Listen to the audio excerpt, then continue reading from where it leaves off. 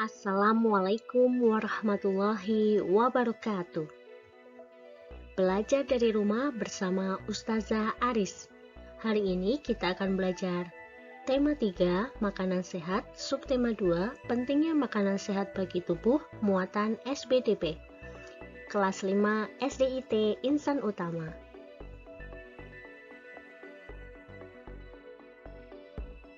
Properti dalam tari. Salah satu seni yang kita kenal adalah seni tari. Negeri kita memiliki kekayaan tari daerah yang sangat beragam, seperti yang ditampilkan oleh gambar di bawah ini. Dalam kegiatan tari, ada perlengkapan yang kita butuhkan yang disebut dengan properti.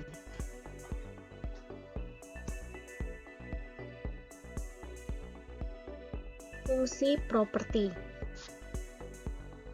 Yang pertama sebagai pelengkap pertunjukan, yang kedua memperkuat karakter tari, yang ketiga menyampaikan ide sehingga tarian mudah dipahami, yang keempat memberikan nilai keindahan, dan yang kelima memberikan kesan yang sempurna.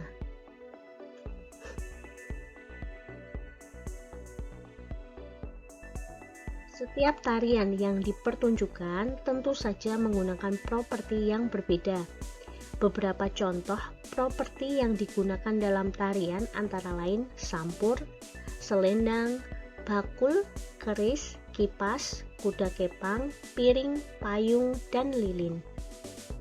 Contohnya, tari kuda lumping lebih cocok menggunakan properti kuda kepang. Kemudian, tari topeng yang berasal dari Jawa Barat membutuhkan properti yaitu berupa topeng.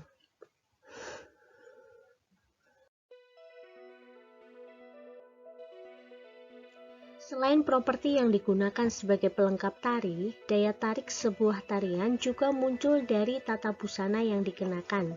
Busana yang digunakan pun tentu saja disesuaikan dengan tema tariannya. Misalnya, tari reog Ponorogo yang berasal dari Jawa Timur. Tata busana yang dikenakan dalam tari reog Ponorogo menyerupai singa dan merak. Selain bentuk, tata busana, dan perlengkapan tari, daya tarik sebuah tarian juga ada pada warna yang sesuai dengan karakter tarian.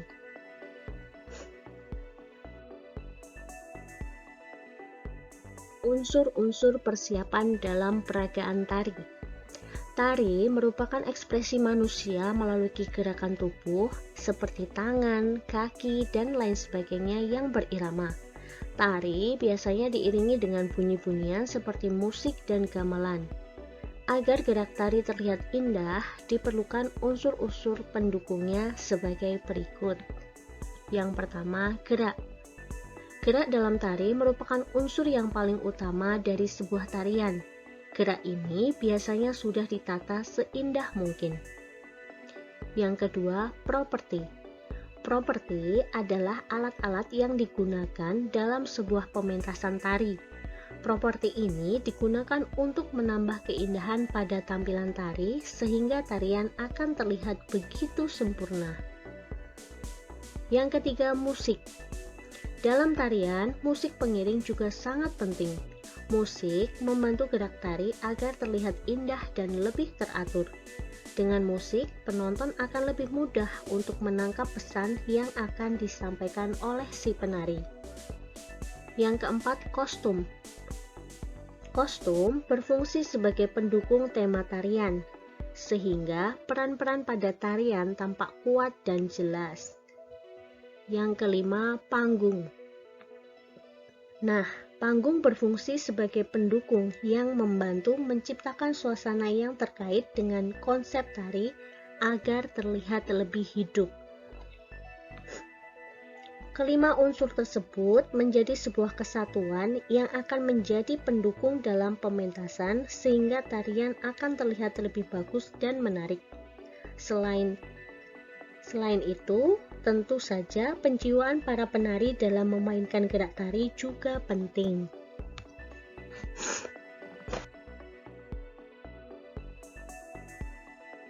Dalam sebuah tarian, properti dan kostum digunakan untuk memperkuat karakter, pesan dan keindahan sebuah tarian. Penggunaan properti dan kostum yang tepat akan memperkuat pesan yang disampaikan dalam tarian tersebut. Nah, bagaimana dengan kehidupan kita sehari-hari? Setiap orang pasti menggunakan kostum atau pakaian dan properti seperti sepatu, sandal, topi, kerudung, kacamata, handphone, dan lain-lain dalam menjalankan aktivitasnya. Kostum dan properti yang digunakan sebaiknya disesuaikan dengan aktivitas yang akan kita lakukan.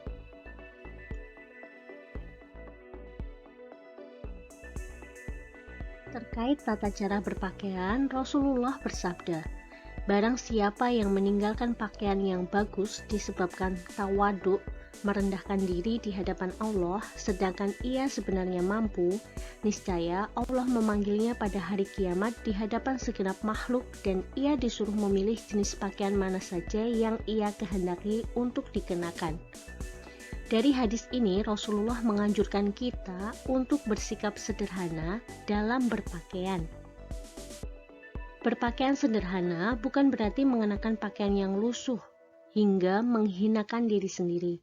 Dalam hadis yang lain, Rasulullah juga bersabda, "Sesungguhnya Allah suka melihat tampaknya bekas nikmat Allah kepada hambanya."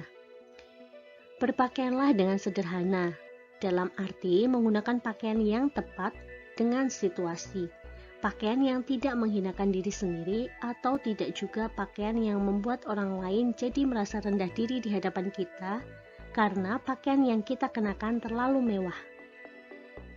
Berpakaianlah yang sederhana yang membuat diri kita dan orang lain merasa nyaman berada bersama kita.